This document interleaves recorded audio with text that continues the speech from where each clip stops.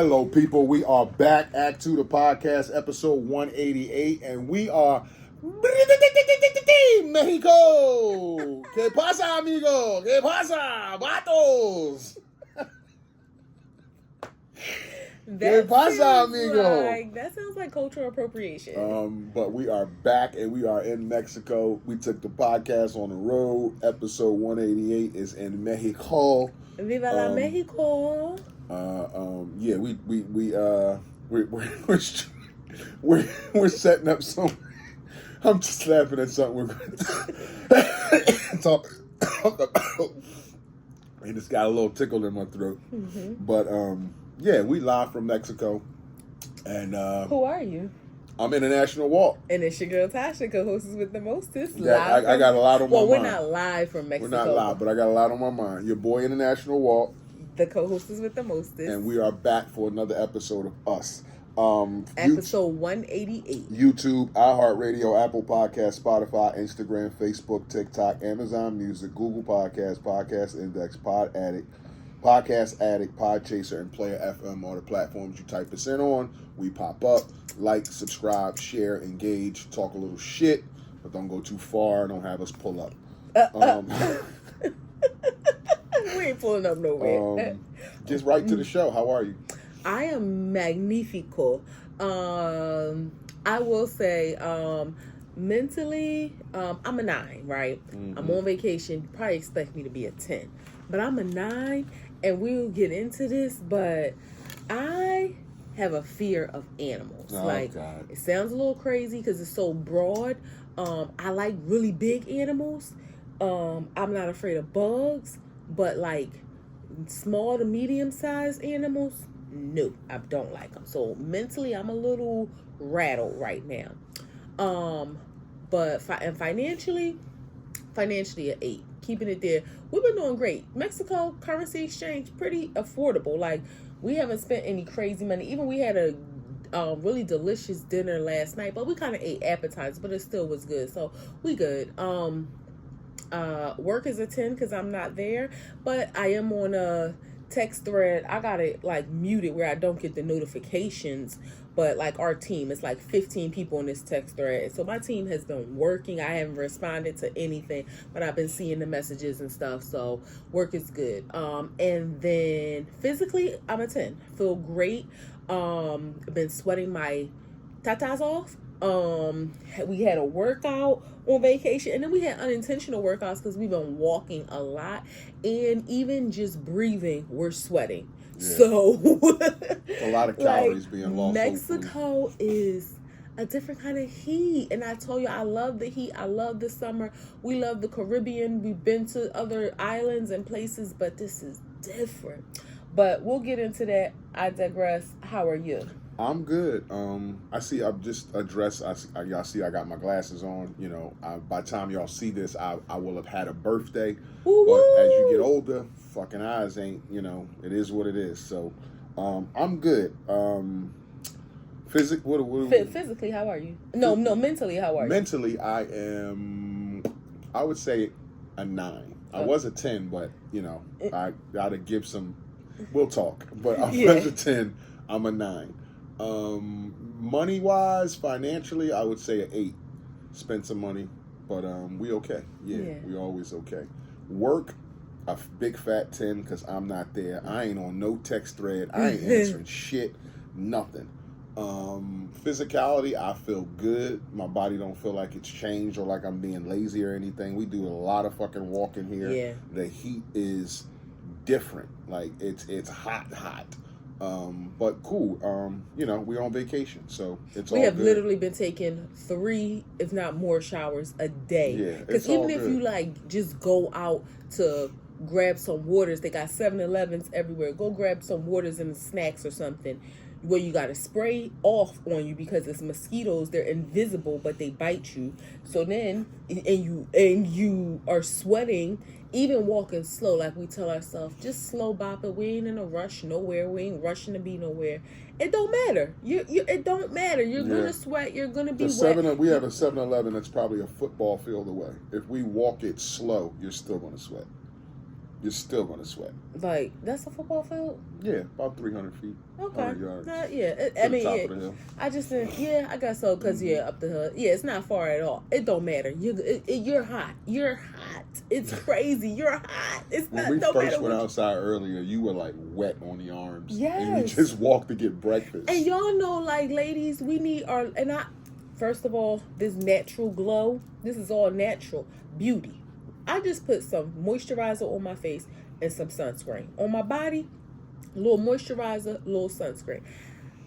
I will tell y'all, going out to dinner tonight, I was dirty. I'm not dirty, I was clean, but I ain't even put no lotion on because you was dry. You put lotion on, your arms are gonna like turn white because the sweat is gonna mix with the lotion. Like I put lotion on my elbows. That was it.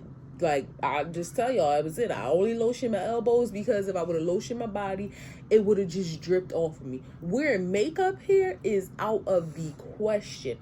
One night, I put on mascara. That was it. But I ain't even do that no more. Like, to put foundation on, are you crazy? It's like, oh my God. Thank God for my great skincare regimen that I've been following to allow me to just rock my natural skin, because that's two things I'm going to get when I get back home is a male black man's skin regimen for myself. But your skin is already amazing. And I also want to do some research. It's probably going to take me a few weeks to get my supplements down.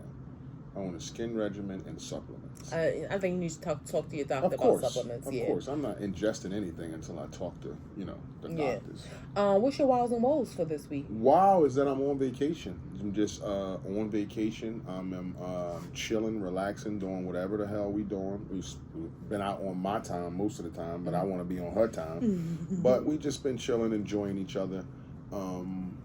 In Mexico, a place we never been before, a memory we're starting and sharing here.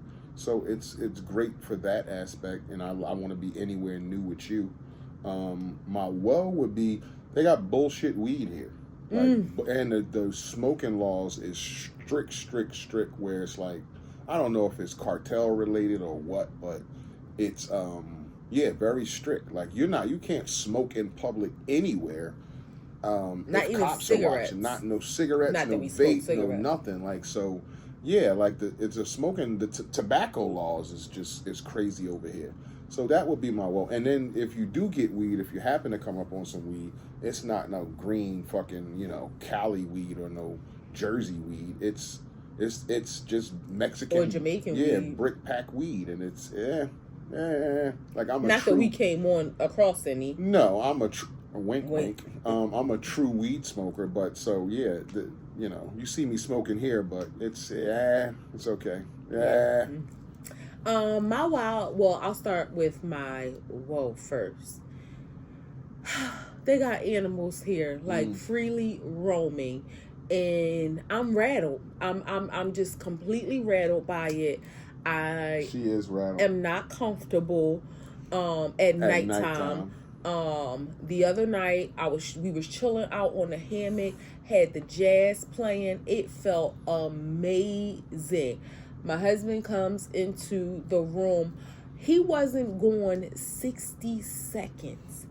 And this damn animal, it's like equivalent to a raccoon in the U.S. And a sloth. It's like mixed with a raccoon and a sloth. That's what it looks like, but it's part of the raccoon family. This thing can't... It's called come on now. It's called a coatis. Coatis. It's COATI if you want to Google it. This thing came off the roof. It was upside down.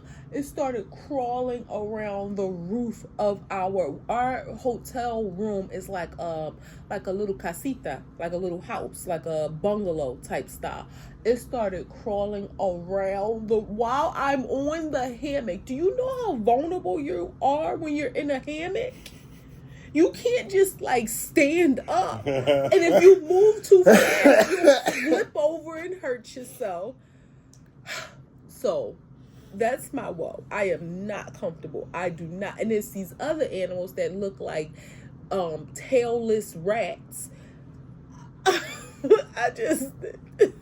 I'm delirious. That's how I'm afraid, but it's funny, but it's not really funny, but I really am afraid. And when you want to go like walk a stroll on the beach, At like nighttime, you can get there to the beach, but it's like coming back. It's like they got this set up like it's a little jungle before you get to your bungalow. And the beach is literally right there. Yeah, the beach is like 20 or 30 feet away. So it's right there, but to come back, it's like you got to come in this oasis of a jungle with palm trees and shit like that. And it's dark, and these animals are. Oh, we came back from dinner tonight, and there were 3 of them. Yeah, and then it was 2 more on top of the.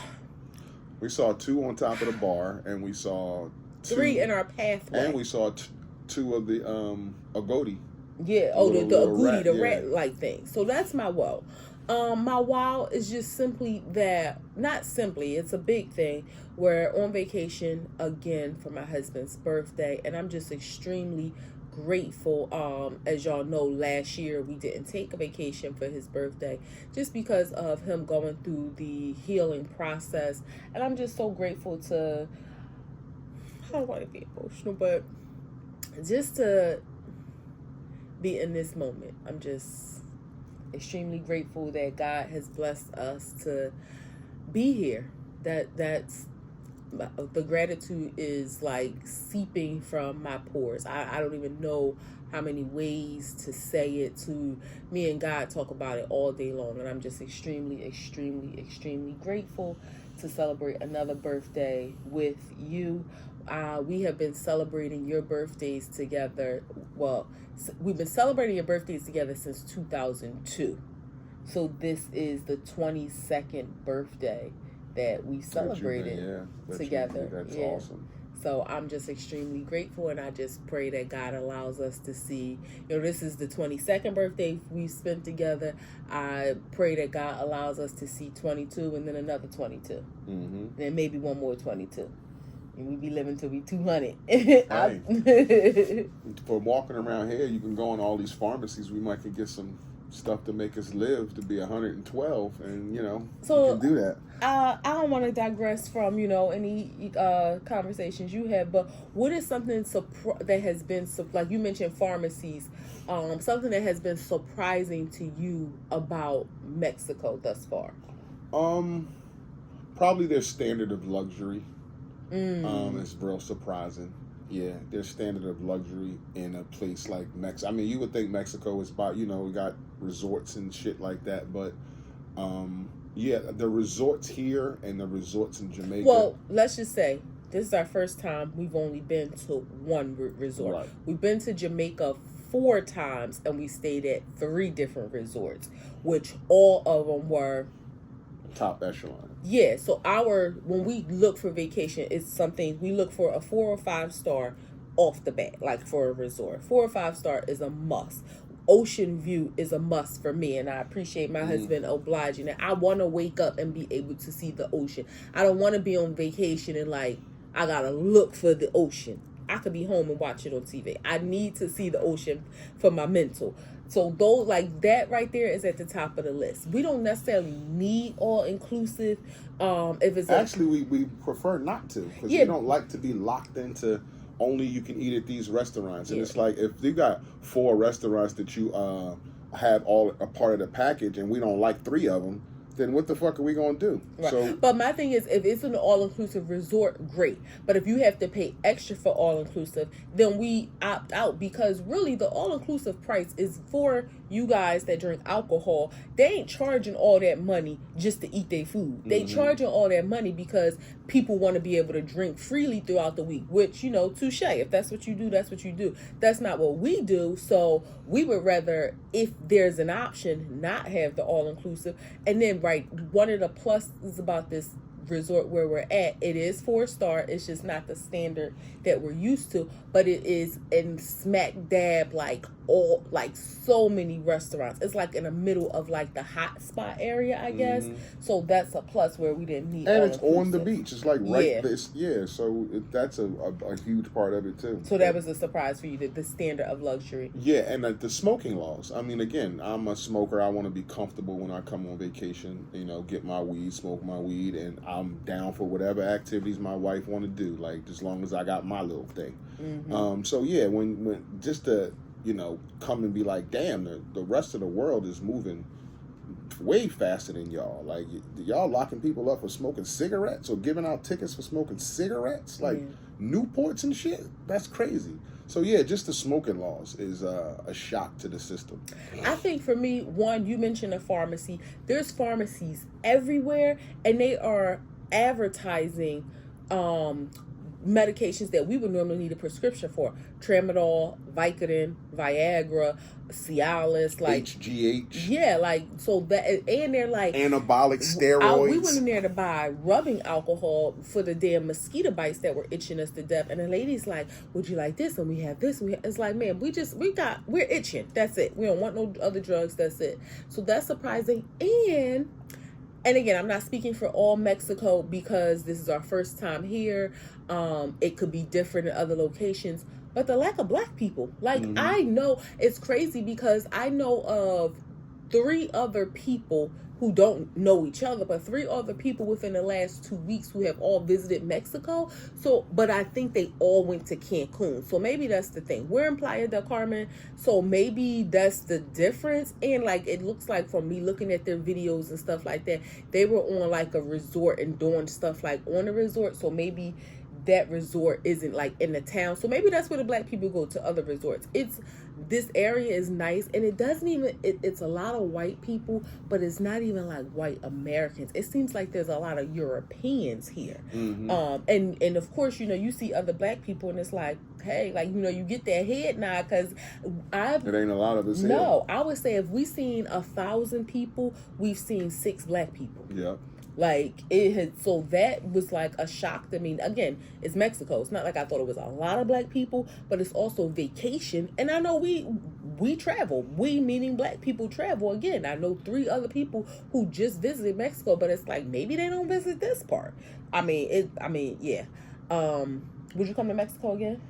I probably would give it another shot, but not Playa. Yeah, I feel the not same. Playa. I would think, like, you listen to so many people who say don't go to Cancun or don't go to, because Cancun is like a party place, but it's like you got to go and see for yourself. Yeah, and look at the resorts for yourself. So I probably would give it one more shot, but I probably wouldn't because you can't smoke here, and it's that I'm not comfortable with I don't have to fucking smoke. I can still have a good time and chill with my wife, but I want to smoke. So it's I wouldn't come back for that reason. And they open up some laws and made some, available dispensaries, then yeah, I feel the same. And one lesson that this has taught me, we like boutique hotels. Not to say it's anything wrong with like the known names of like the Hyatts, and like we stayed at an amazing Hyatt resort in Jamaica and in Puerto Rico. But we kind of found like where we like the boutique hotels because they're just kind of a different look. They're smaller, more personal, and have been beautiful from our experience. But this particular, and this could just be the level of standard in this area. Like, the reviews were rave reviews, but also have to remember, if it's coming from a European mindset, maybe their standard is different. So this made me feel like, oh yeah, we like the Hyatt or the Hilton or something like that, the Four Seasons. That's where I would prefer to be if we had come to this area again. But yeah, I agree with you. I wouldn't necessarily say I wouldn't come to Mexico again. The animals, though, that would make me second guess it or make me think hard and long about it. Pause. And the fact that, I want you to be comfortable. I appreciate the fact that you are willing to sacrifice being able to smoke. We have had a great time thus far. Our room has no TV, y'all. Oh yeah, that's another thing. Our room got no TV. As soon as we got here, that was the first thing he noticed, and I didn't. But I feel like I'm not gonna say God works in mysterious ways, because there's nothing mysterious about him. He is very intentional, and this time has been very special for us, and it just has created a different level of intimacy for us. non-sexual intimacy, in the sense of just spending time together, enjoying each other, resting, being on each other's own like time, recharging our friendship, just being together. And I love that. Like I'm happy that my husband didn't allow that to diminish his excitement about it. He was just like, all right, well, you know, we're gonna make it do what it do. The first day, I think if I would have been like, babe, let's go home, he would have said yes. But you know, I'm happy that he didn't allow that to create like a negative vibe, and we've been vibing. So I mean, that has been the best part, just us being here together. And we like to be out and about and doing things. So yeah, that has been the best part about it. Yeah. So we got a story to tell y'all, right? Yeah, elephant in the room. Yes, we got a story to tell y'all. Now, we're going to tell y'all about this couple that we know, wink, wink. Wink, wink. Who they went on vacation to Mexico, right? And while they were on vacation, they had, they was walking through the town, and it's like a real busy avenue called Fifth Avenue. Before you start the story, they do this. It's like so many Mexican people here, right? And they want you to buy off their stand and buy their stuff, and they lie and say, "Hey, amigo, you remember me?" Because they look at the bracelet from your hotel, and they say, "You remember me? I'm the cook at the hotel, or I'm the security." And they got my wife twice. She was like, "Oh yeah, I remember you." And they want to walk you to their store and show you some shit that they want you to buy. And it's like when you get here, you're so you just kind of like following these people around, and it's like they just trying to get you to buy shit. But by the time the third or fourth person said it, it was like, babe, this is their shtick. Yeah. We realized, like, that's the lie that they tell. Like, hey, amigo, you look different today. I remember, I'm Jorge. I work at security. And we started catching on because it was like, one, we hadn't visited the restaurant. Then he was saying he was the cook, he was the waiter, he was the security. You don't notice me because of my uniform not on. Like, you don't even work there. And it's the first guy that got me when he said, I was like, oh, okay. And as I'm thinking, I'm like, security, like, the guy was older. Like, even, like, it didn't hit me. He did get me. It didn't hit me at first. And then by the time the third person said it, I thought back, I'm like, this is their thing. They're just lying to us. So that was like our experience. So Fifth Avenue, giant restaurants and stores, and if you're from Philly, think about South Street in the 90s on steroids. Yep. South Street, 90s, steroids. No cars can ride down the street, and it's probably 20 blocks long.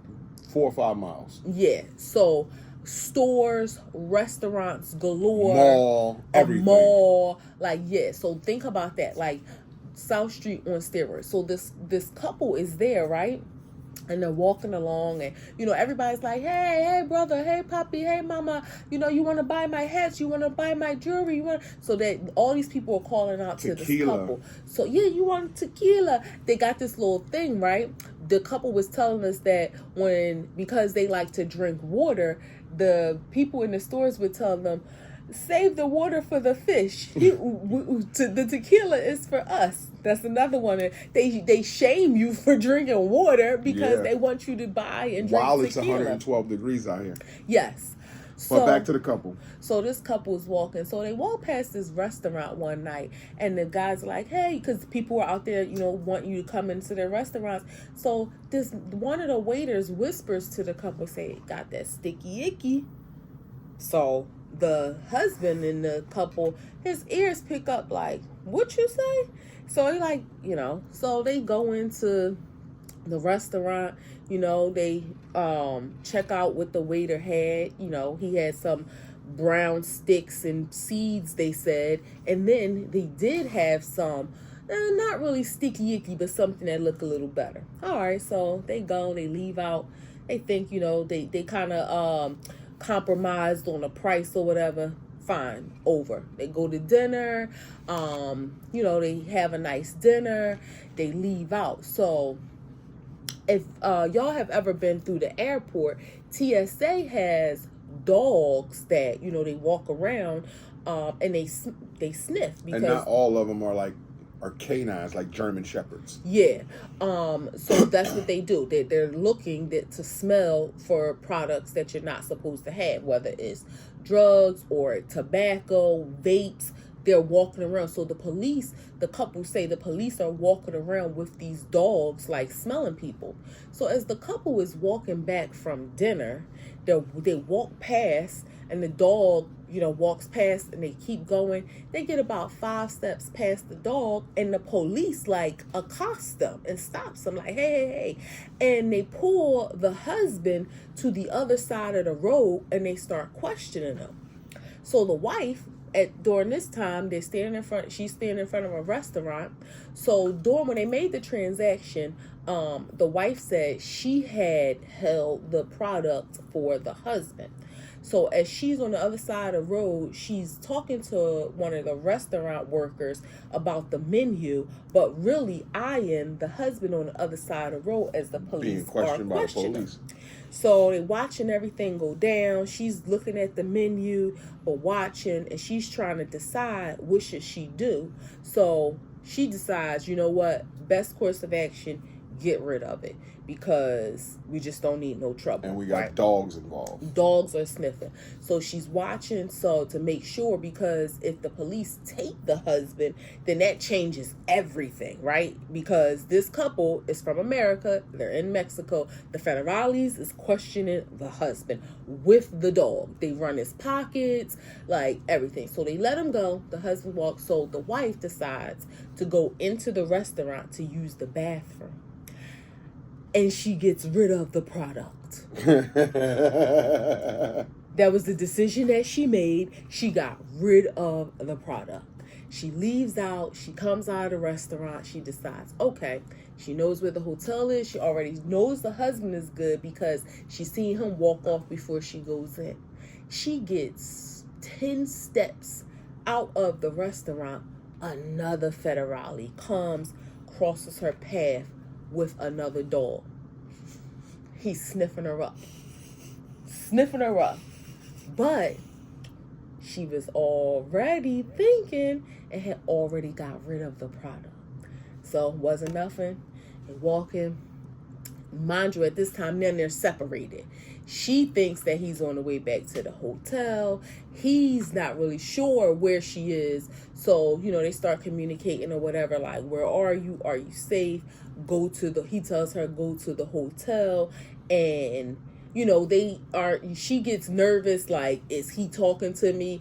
Or do the federales have him? So they're like, I want to make sure you're okay. Long story short, she goes to the hotel. She waits for him. He had walked like yonder and eventually shows up to the hotel, and they live happily ever after. Yeah, that's a beautiful story. I'm sure they are super excited. Mm-hmm. Yeah, and the husband should be super grateful that he had a wife that thinks on her feet like that. Like, because if you had a square ass L7 wife, she would have freaked out and did some dumb shit, and, you know, everybody would have been in jail. But the husband, the fact that he had a street savvy, smart wife and can, you know be self-aware and make decisions and stand on them, that's what got the couple out the situation, is the wife's decision. Because if the wife didn't make that decision, like she said, when the woman came out and the dog sniffed her again, that would have been it, because the woman would have had the drugs on her. So yeah, the fact that that woman had that sense of awareness to be like, let me get this shit up off me. And we're not talking about a whole lot of drugs, I'm sure, like just a little bit, but still, you can't smoke over here. You can't have a vape on you. Dogs smell vapes over here in your pocket. Dogs smell tobacco over here in your pocket. Like, that's what they're trained for. But I want to hang my hat and give a shout out to that woman, because that was quick thinking on her feet. And obviously, after talking to this couple, and the husband was expressing how he really, after all he went through, he wanted to smoke that weed. And then he was like, you know, but the fact that the wife made that decision was like, okay, this is that was the best decision they could have made, because like we said, when we talked to them, they was like, we live happily ever after. So it's all good for them. And it was just for me in hearing. When they sat us down and told us the story, it was like, wow, like that shit happened on y'all second day here. Like, holy shit.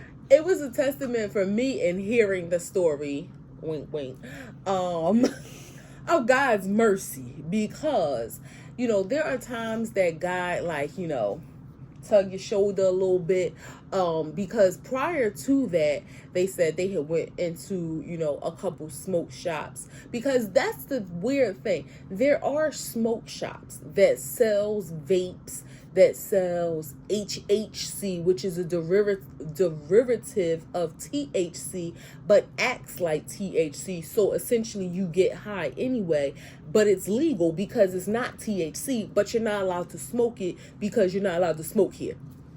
And there's lots of smoke shops. So it's like these little caveats, almost like entrapment. Yeah. Like, are y'all trying to set And then they people got up? this thing in Mexico that you can read about online, and this couple was sharing with us that lots of times if you know, buy stuff on, and the people in the smoke shops will advise you, don't buy weed on the street, because there's a myth that you buy some weed on the street, the people tell the cops on you, the cops accost you, and then they shake you down for whatever money you got on you. Like, they're not really about to take you to jail, but they're going to take $500, $1,000 out your pocket because you scared, and they don't put you in fucking handcuffs. Or they may take you to jail, even if they let you go, but nobody wants to go to jail in Mexico. Hell no.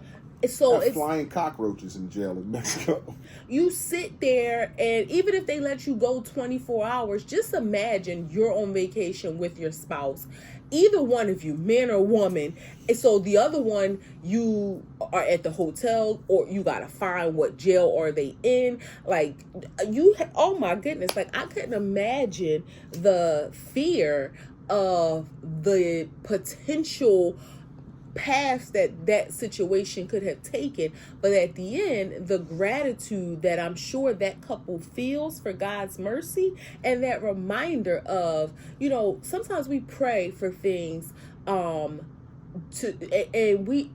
always answers our prayers.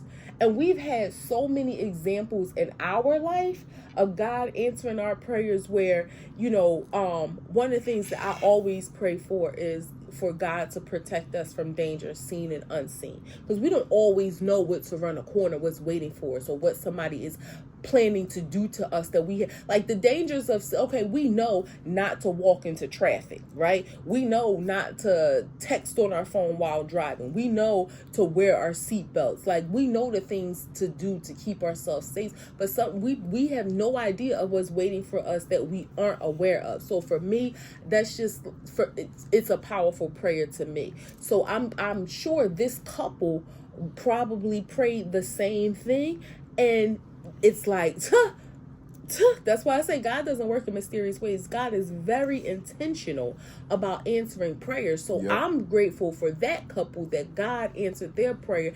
And not only that, not to cut you off, but after they told us this, we just explained to them, God didn't want you to have that weed. Yeah, I was just about to say that. Did not want you to smoke with it. The way Whether people it was something you bought off the street, could have had fentanyl in it, could have had something in it, like, God just didn't want you to have that. Y'all went and had y'all dinner. Thank God that it happened the way it did, and y'all, you know, were reunited. But yeah, God just didn't want you to have that, and that was His way of telling you, I don't want you to smoke this weed. And the couple said that when the transaction was made, the salesman announced, like, he had cocaine, he had ecstasy. So, like, he was into a lot. And nobody was looking for that. Nobody asked for no coquito. Yeah, nobody don't want no powdery substances. But again, who knows? And now in this day and age of dispensaries being so popular and having great quality weed, says weed smokers, I don't know nothing about it, but says weed smokers and street weed trying to keep up with that competition. Who knows what they're doing to it to make it good, to make it strong, or to them it may. I watched a documentary before about they could spray it with pine sol, but it was a country in Africa, and I can't remember which country it was right now, but part of what they did in their village, they ate cocaine. They ate cacao leaves, which is what makes cocaine. But this is just what they did. Like, that was just the thing. That is what they did. They just kind of, like people chew on tobacco or all that.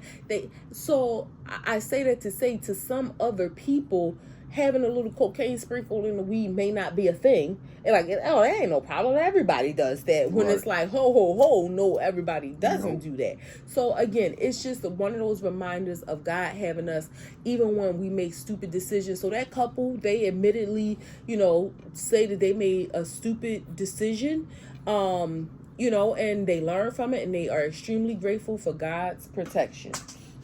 So. Yep.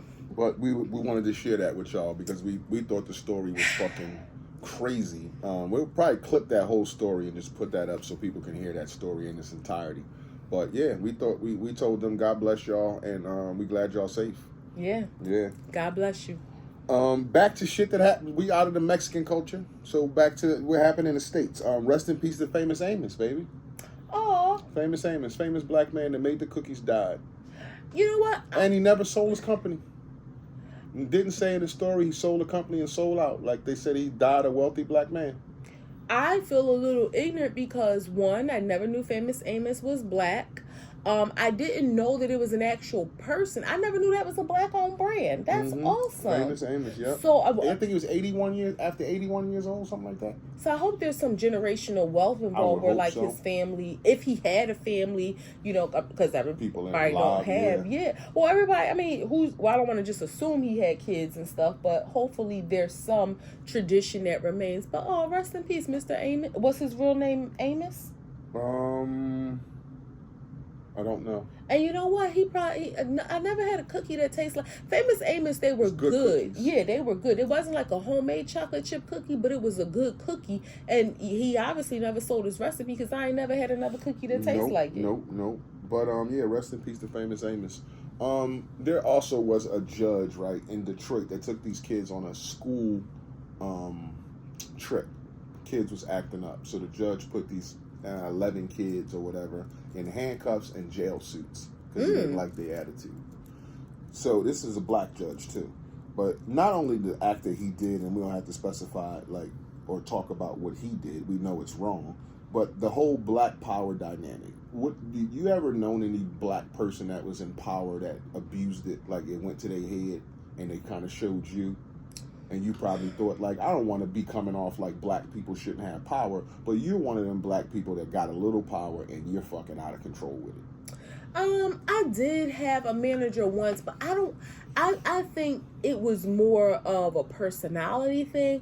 I don't even think it was like a power trip thing. But that's a thing though. Yeah. I do though, because some people don't know how to. I take leadership very seriously, and it's my gift. But so I do. Yeah. You do too. Yeah. And there's different types of leadership styles. Like, I'm a very hands-on leader. Like, my team, and I think my teams have always appreciated that, where I want to know how to do what you do. Like, I'm ready to get in the mud with you if needed.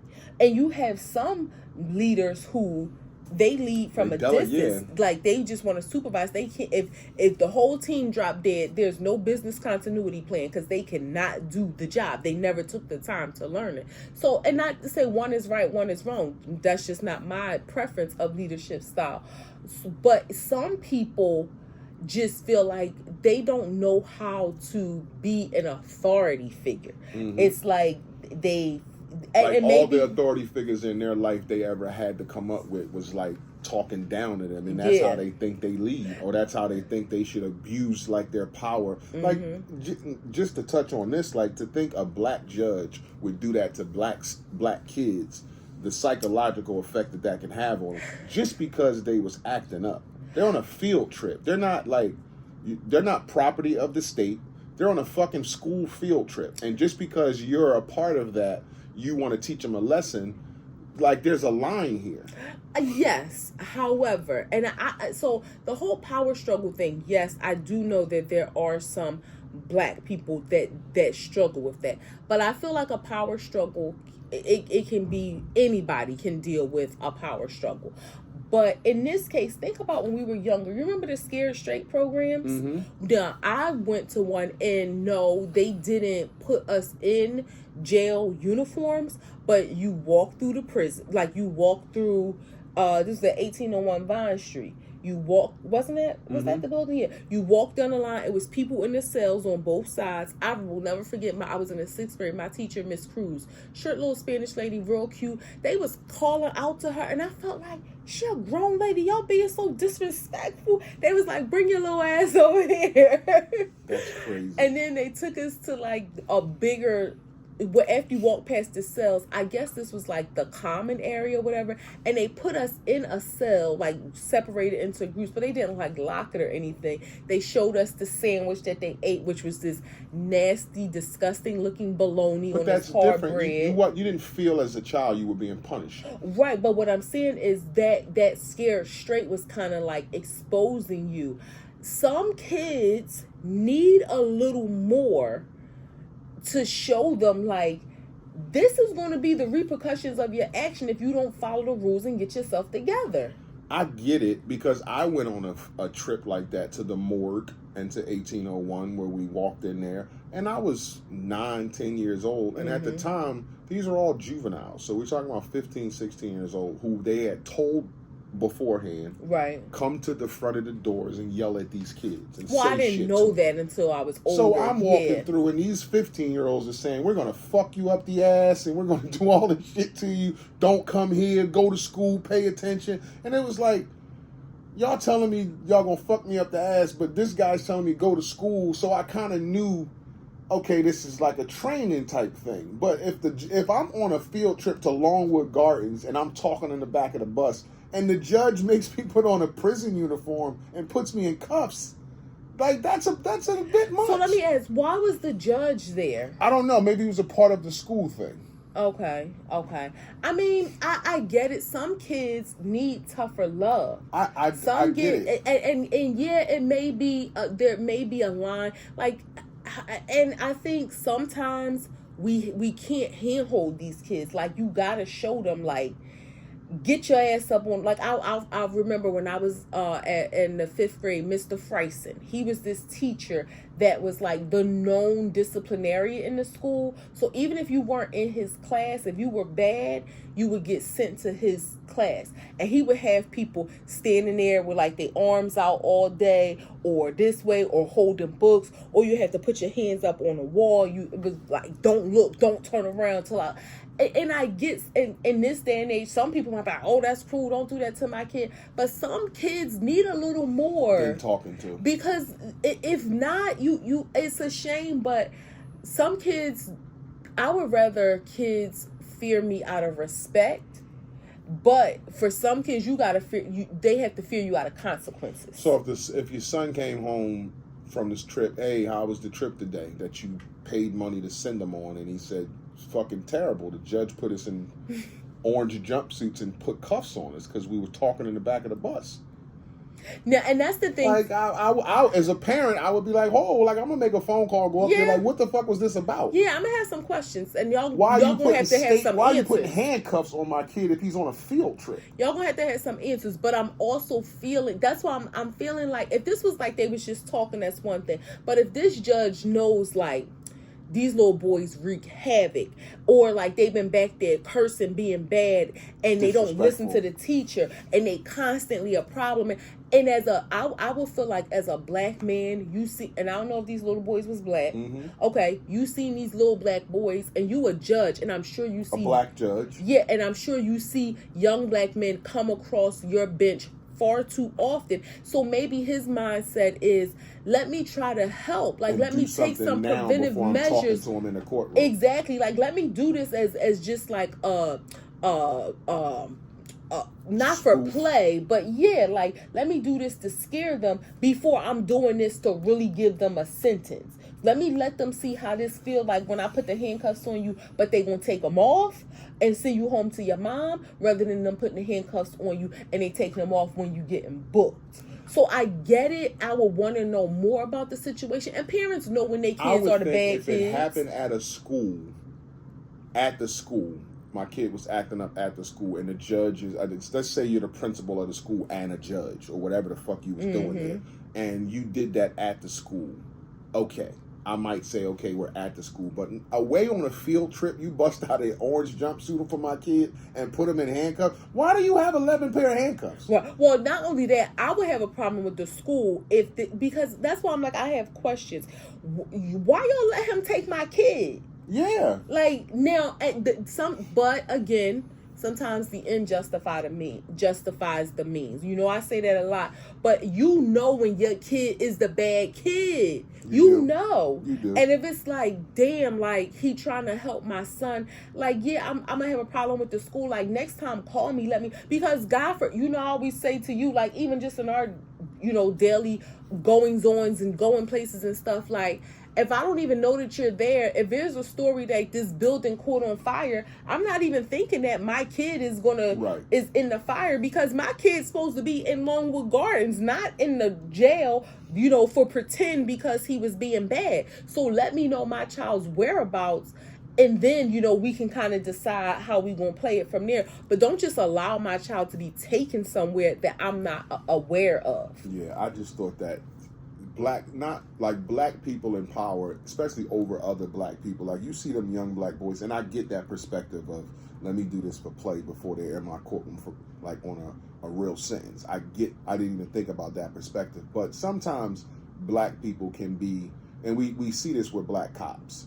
Like, when they get the badge, they get the gun, now all of a sudden they, on black people with force and all this kind of shit. So it's just like an authoritative thing where some, not all, but some black people get a position of power, and it's like they abuse the shit out of it. Yeah, but in this case, think about this. Would you have rather the judge been a white judge that did this to some black little boys? Then that would be a different story. Yeah, hell yeah. To be honest, I don't even think a white judge, no, to answer your question, no, I would not. Right. Like, in this case, I want to look at it as him looking at these little boys and thinking, let me help them in some way, hopefully, to avoid this from becoming their reality. Mm-hmm. So let's do this little role play thing, if you want to call it that, to avoid this from becoming their reality. Now, if it's a white judge, don't play with my kids like that.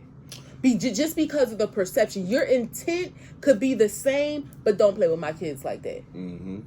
3 grams? Yeah. We can't hit the table. Illinois school teacher Vera Liddell, black lady, Vera Liddell, sentenced to 9 years in prison because she stole $1.5 million in chicken wings from the Board of Education school system. NFL star Chris Jones said, 9 years is too much. I'll pay the $1.5 million to let this lady out. She's about 60-something years old. So, like, she stole chicken wings. Over the course of time, I'm sure. This isn't like a one-stop drop. No, I get it. Was she, like, going to the... Lunch lady. Oh, you said teacher. No, she was a lunch. Yeah. Oh, so she was, like, taking them from the refrigerator. So, let me tell y'all another story, right? I know this girl, and she had a mom that worked at a job, and for years, I'm just, like, took things. Like, I have a problem with that. Yeah. Like, I have a problem. Like, you have a job, and that's a problem. Like, do I think 9 years is a lot of time to do? I think maybe some restitute. No, I'm kidding. Okay, well, she don't have 1.5 million in chicken wings, not 20,000. That's what I'm saying. She's probably never going to be able to pay it off. But sometimes restitution is just a reminder of your crime. Like, you ever hear those stories of somebody who, maybe hurt somebody's child, and it's like you got to pay like $1 every year on their birthday or something from your prison salary. Where that dollar ain't hurting you, but it's a reminder of what you did. So if y'all garnished her wages or something, she's probably never gonna pay that off, or make her have to pay y'all $20 a week for something as a reminder of that. That's she's punishment. Almost a 70-year-old lady who's probably never going to work again in that field, being a school, a lunchwoman. She or something. Gets, but so what are you saying? Like they should take her something. Social Security or something? I'm saying make her pay a portion. Okay. You can't not allow her to have means to live. Right. But that you writing that $20 check, or you having to come here every week to pay it. That's going to do community service or something. Like community service. Yeah, it's a reminder of what you did. I think we have to look at different ways to penalize people in society, because jail isn't always the fix. I mean, in this day, okay, y'all sending this, you said 60-something years old, 70-something? Almost 70. To jail for 9 years, she might die, and she don't, and yes, she committed a crime, but she don't deserve to die over the stress and whatever situations that may be caused in prison over chicken wings. Yes, thievery is wrong no matter which way you cut it. And we're talking about on a scale that's like a fucking $1 million in chicken wings. Chicken wings high as hell. And how long was it? Like, okay, you were stealing over 15 years. That's why they gave you 9 years too. Because this didn't happen in 2 years. Yeah, I wonder how they found out. It would be too noticeable that you stole this many chicken wings in 2 years. So it's like it had to be spread out over time. Like, okay, now we found out that you're taking wings.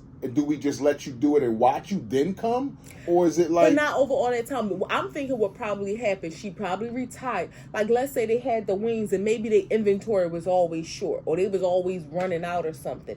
And now Ms. Maybelline retired, and then they realized, I'm just making this, we was having to order 200 pounds of wings a week to feed the kids. Now that she don't work here no more, we feeding the same number of kids with 150 pounds a week. Why now we doing the same job with 50 pounds less? And they probably connected the dots. 50 pounds over a decade or more. Yeah, they probably connected the dots to okay, now this is why, things wasn't adding up. It's a shame. She should be punished for her crime. I don't think prison time, make her do some community service. Again, make her show up and write a $20 check. Make her do like the kids had to do back, in the day. Write 1,000 times every Saturday, I know stealing chicken wings is wrong or something. I don't know, something that's not a prison sentence. 9 years is a long time. That's a lot. But $1.5 million in wings is a lot of fucking chicken. Like, you stole a lot. Not only that, it's one of them things, and what it bothers me when people say white people have been doing it forever, not just because a black person gets in trouble for something. Nobody should be doing it.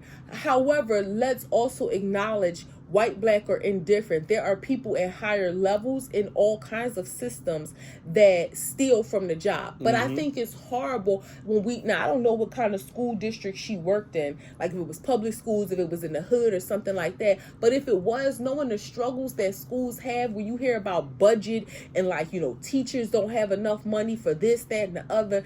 And if this is negatively impacting the school's budget, and they could have been doing something different for this school, but they got to spend more money on chicken wings to make sure the kids eat, then that's messed up. Obviously you wasn't taking these home and frying them up. You probably was selling them like a motherfucker. Yeah, like selling 50 pounds at a time. She might have been the lady that had the chicken wing platters on Friday, Saturday night at her house. And giving the whole family, you need some wings, get a bag of wings, Like, that's crazy. 1.5 million in wings is a lot of wings. Yeah, that's a lot of stealing of chicken. That's a lot. That's a whole lot. Graham 2. Simone Biles' real mom speaks out. Saw a video of her. She was speaking out. She was on drugs real bad. Her father, which is, Simone Biles, her grandfather became her dad. They took her in. She was in foster care. Her and her sister. Her and her sister, because her mom gave her up. The conversation what people had a funk about was, and I can relate to this, is because the interviewer asked her, do you think about ever connecting with Simone? And she said, yeah, I do. But, I got to give her some time, and when she's ready, and she goes, do you have a line to reach out to her on? And she says, I do, but I won't. She has to reach out to me. And the comments was just, this is so disgusting. What's wrong with parents when they think the child is supposed to reach out to them, this and this and this and this and that, and like it's always the parent, the one that has to initiate the conversation. And my thinking is, if somebody gave me up for adoption, I don't want that person to come looking for me. I want to be the one to look for them. So that's how I would look at it. Like, if you gave me up for adoption, if I want to come search for you, I will, and I'll find you. But do I want you to keep constantly calling me to say, like, do I want to talk? No, I don't want that, because of the dynamic of our relationship. You're my birth mom, and you gave me up. Like, if I ever feel like those emotions, or I want to tap into them and I want to talk to you, then I will reach out to you. And I think because of that particular adoption dynamic, I think it's in her place to reach out. I don't think it's the mom's responsibility to say, I got to reach out to you and I'm the one that gave you up. Well, so a couple of things. One, we don't really know how that would feel. We both have strained relationships with our parents, our moms specifically, but to be given up for adoption, because I'm thinking in my mind, it may feel good to be like that, just to be like, damn, like even though she grew up being loved and taken care of, still to be like, oh, she wants me, she's coming looking for me, right? But let's clear this up though. She has always known her mom. Like, she has had communication with her mom. Which is why she has a line to get to her. Right, because there was 4 siblings. So her and her sister was adopted by her grandfather and her step-grandmom, who are her mom and dad. And then her other, I think, brothers were adopted by an aunt or something. So they all are in communication. She has had So I think in this case, the reason why I do agree with you and the mom is because they've had some communication, but it's one of them things where she's probably like, I don't want to be pushy. Right. Like, so I think people they're taking it and running with it without really understanding the dynamics. Not that I know all the people saying, I'll never understand deadbeat parents who wasn't there, always want the kid to look out for them. And it's like, whoa. Yeah, like, what are you talking about? That's not the situation with them. Like, she's been around, and it's probably like, okay, she knows me, I know her, we talk here and there. We may see each other in passing or at family events, but I don't want to, like, bombard her if that's not what she wants in her life. It's an emotional thing that Simone would have to tap into to even deal with the person who gave me up. Yeah. So I might not want to do that now. I'm freshly married. I'm 27 years old. I might not even want to do that now. I'm fresh off the Paris Olympics. I'm coming back and I see that you called 8 times. And not only that, let's acknowledge the fact, and I don't know when the interview was done with her mom. I don't know when it was done, but it's, it's on the...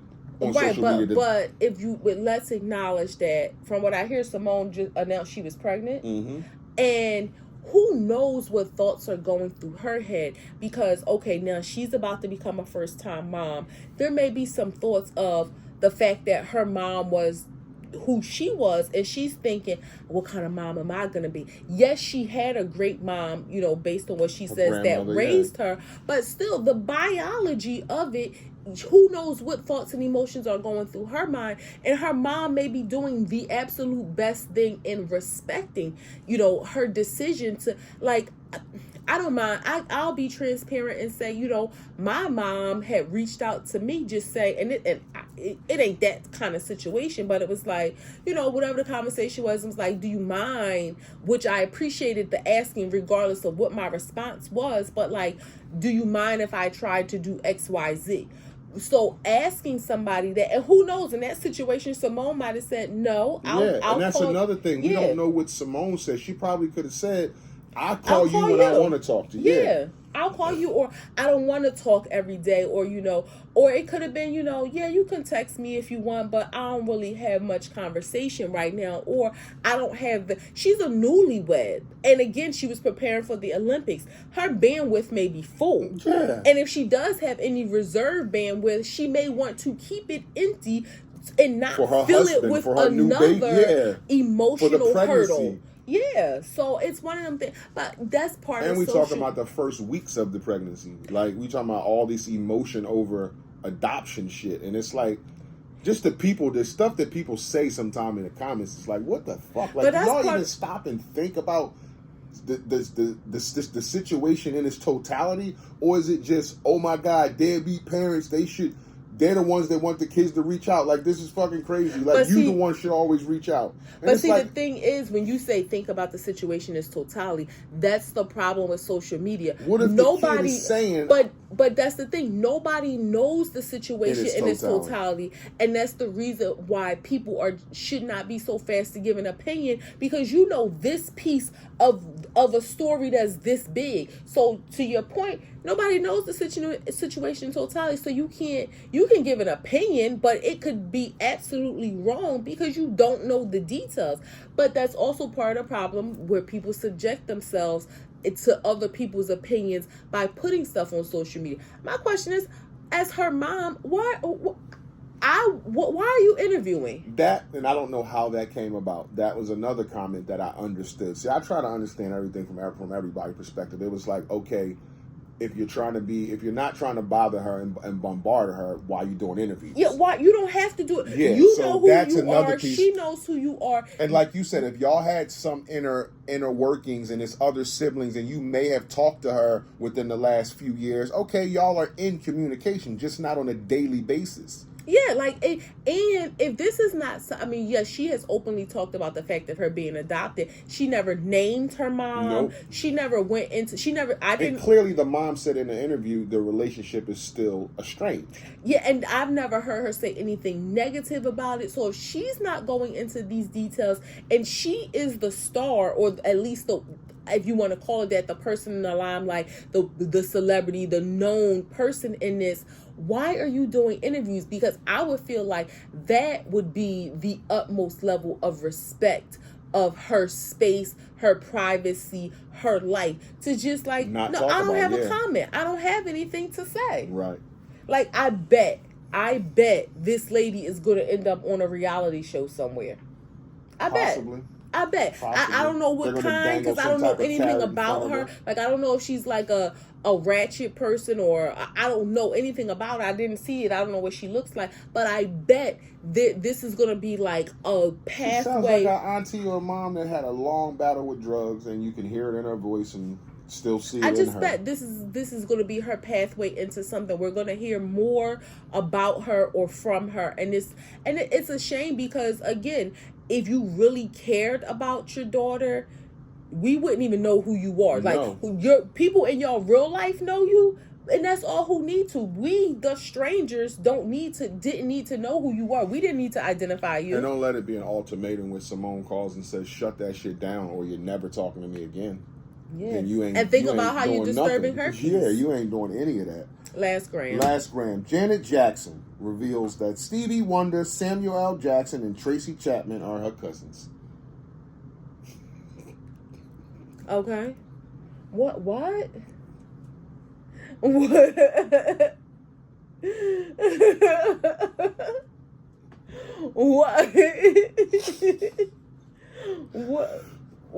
Okay. What? Okay, Stevie Wonder's your cousin.